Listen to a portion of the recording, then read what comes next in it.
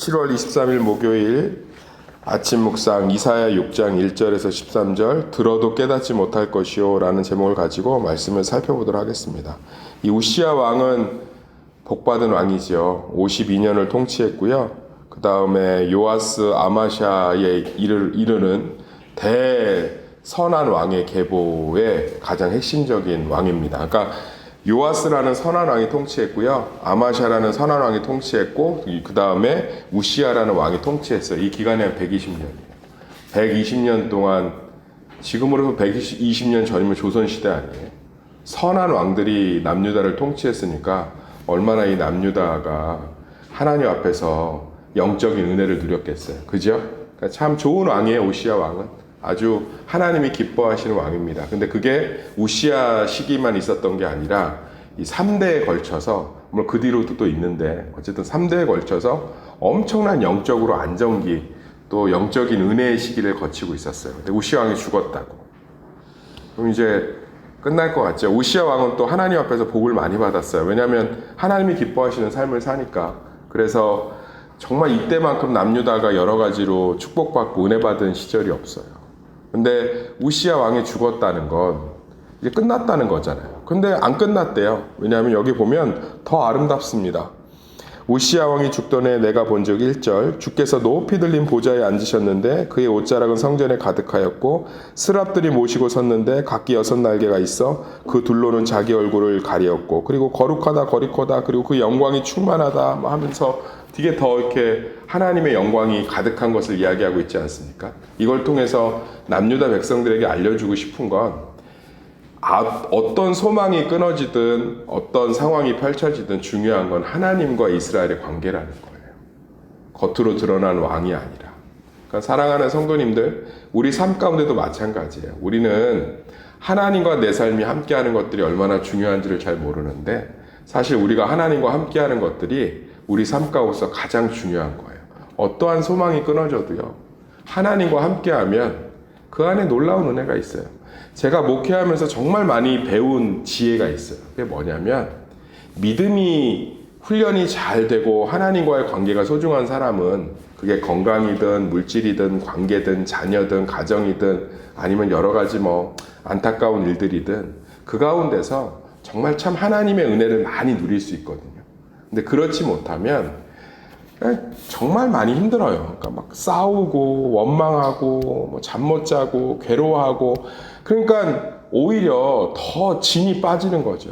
근데 하나님과의 관계를 소중히 하고 이런 것들에 그래도 힘들어도 마음을 두고 하면 사실은 그리고 하나님 안에 우리의 참된 은혜와 평강이 있는 걸 믿는 사람들은 그 모든 과정 가운데서 하나님의 영광을 삶 가운데 함께 누리는 것 같아요. 우리 성도님들도 삶의 수많은 어려움과 또 여러 가지 걱정이나 또 어떤 상처나 아픔 속에서도 하나님과의 관계를 온전히 함으로 말미암아 그분 안에서 많은 것들을 누리시기를 예수의 이름으로 축원합니다.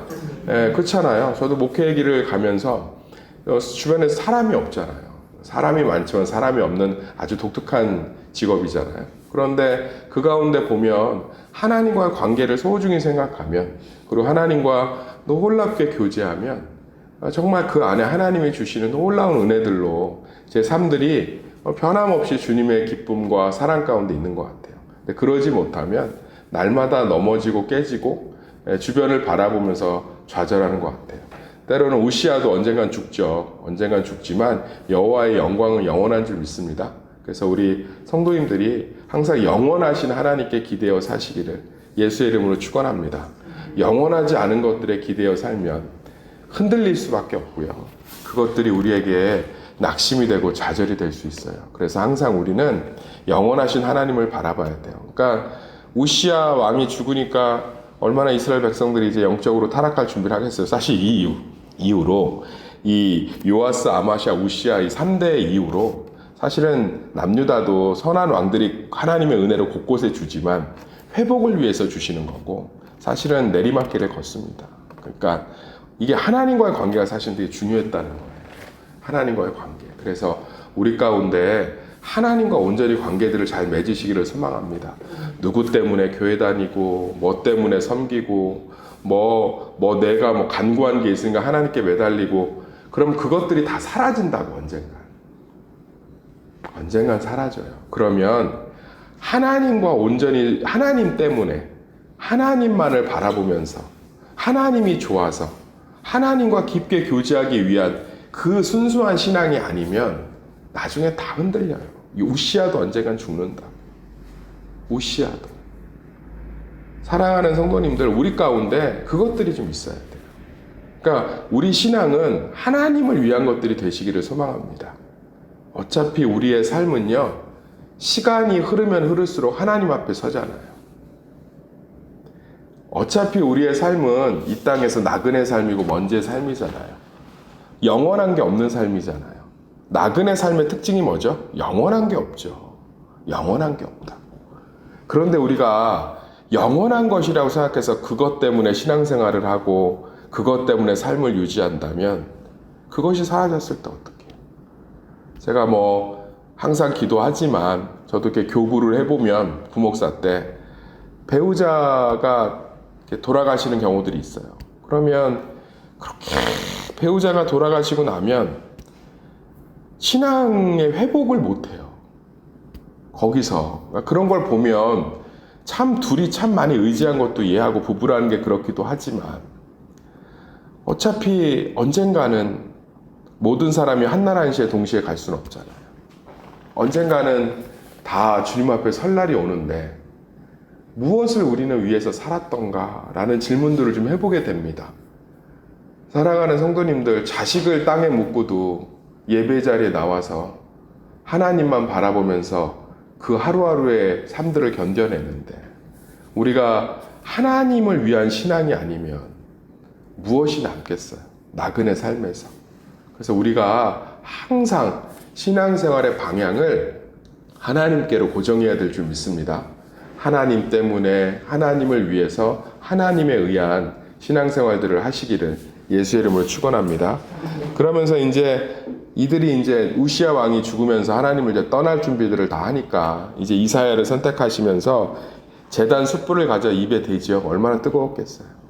얼마나 아팠겠어요. 그런데 그 아픔이 이사야의 입술을 정하게 되는 사건이 되지요. 6절 7절 보면 제단에서 집은 바 핀 숯을 손에 가지고 내게 날아와서 그것을 내 입술에 대며 이르되 보라, 이것이 내 입에 닿았으니 내 악이 제하여졌고 내 죄가 사하여졌느니라. 의미가 있죠. 결국은 이 절망의 시대, 우시아를 끝으로 이제는 하나님과의 관계를 다 잃어버린 시대, 그 시대로 가고 있는 남유다에게 하나님께서는 제단 숯불 같은 고통을 허락하겠지만 그것은 그들을 정결하게 하는 도구가 된다는 거예요. 예, 그러면 우리 되게 이해하기 쉽죠? 아, 우리 고난이 나를 정결하게 하는구나. 그럼 예수님은?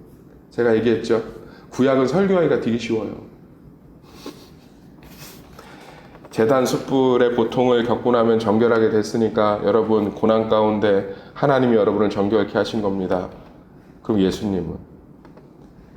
예수님이 우리가 제단 숯불에서 받아야 될 모든 고통을 받으신 줄 믿습니다. 그러면 지금 예수님 뭐 하고 계시냐고요? 우리의 모든 삶에 성령으로 임재하셔서 이미 정결하게 하신 우리를 충만하게 인도하시고 교제하시는 줄 믿습니다. 우리는 고난을 통해서 정결하게 되는 게 아니고 예수 그리스도를 통해서 정결하게 된 줄 믿습니다. 그래서 날마다 그 믿음을 가지고 주님과의 관계를 신실하게 맺어 가셔야 되는 거예요. 목사님 조금 이해가 안 되는데요. 쉽게 설명해 드릴게요. 제단 숯불에 입을 지져야 정결하게 되잖아요. 정결이 뭐예요? 결혼관계예요. 정결은 어떤 내가 종교적으로 죄 안 짓고 깨끗하다는 뜻이 아니라 바람 안 피고 순결하다는 뜻이에요.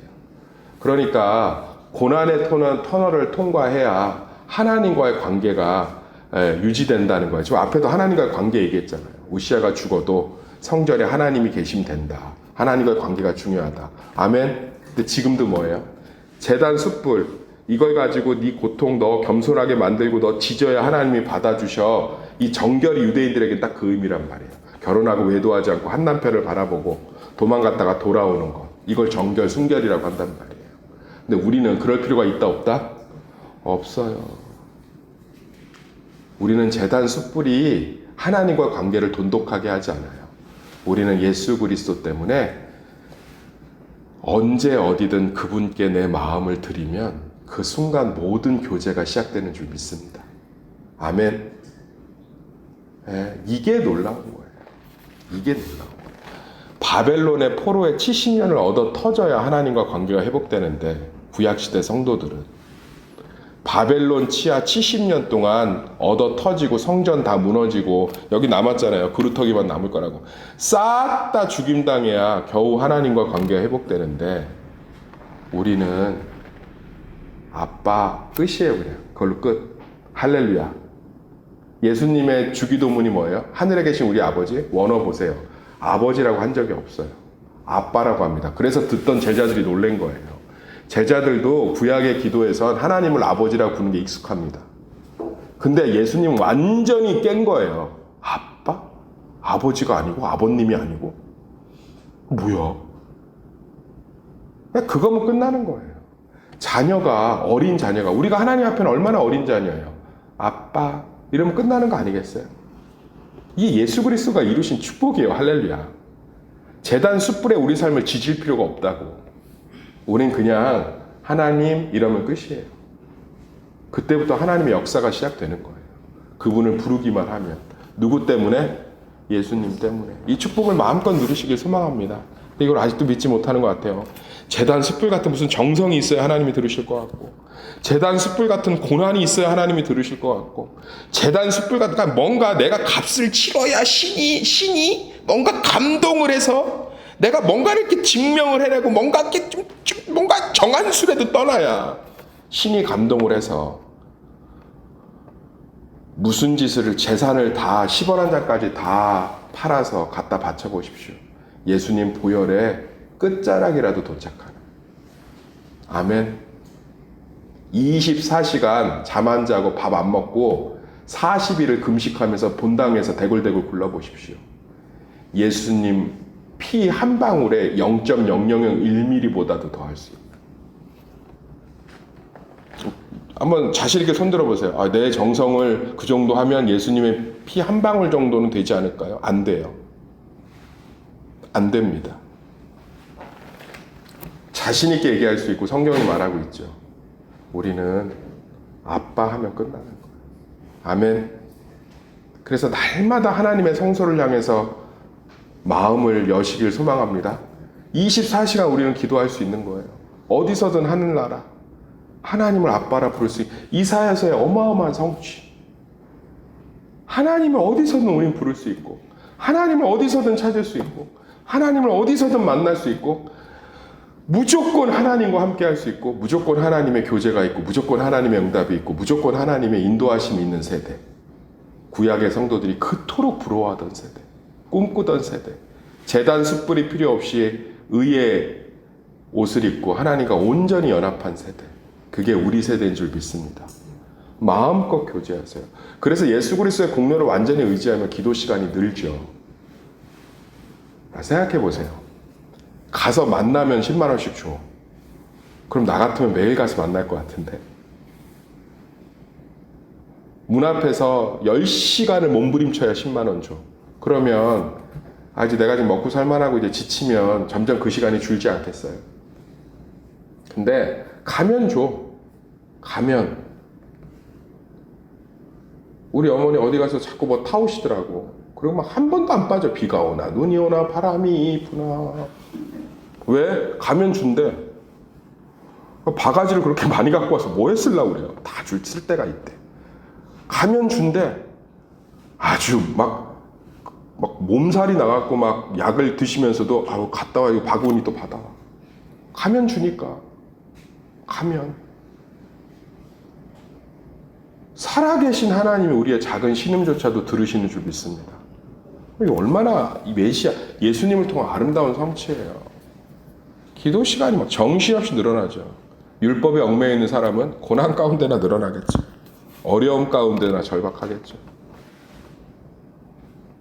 근데 예수님의 복음 가운데 있으면 얼마나 날마다 기도하고 간구하고 숨 쉬는 그 순간순간마다 하나님께 우리 어려움들 내려놓겠어요. 예, 저도 새벽마다 저의 하루의 모든 일과를 하나님께 이야기합니다. 그리고 기대해요. 어제는 뭐라고 기도했냐면 하나님 제발 해 한 번만 보게 해주세요. 아주 잠깐 떴더라고. 또 이렇게 눈물 나더라고. 그때 하나님 얘기하시라고. 너 때문에 한 건 아니니까 너무 감동받지 마라. 아멘. 우리는 어디서나 하늘나라인 줄 믿습니다. 마음껏 누리셔서 의의 그 평강과 은혜를 주님 안에서 날마다 받으시기를 예수 이름으로 축원합니다.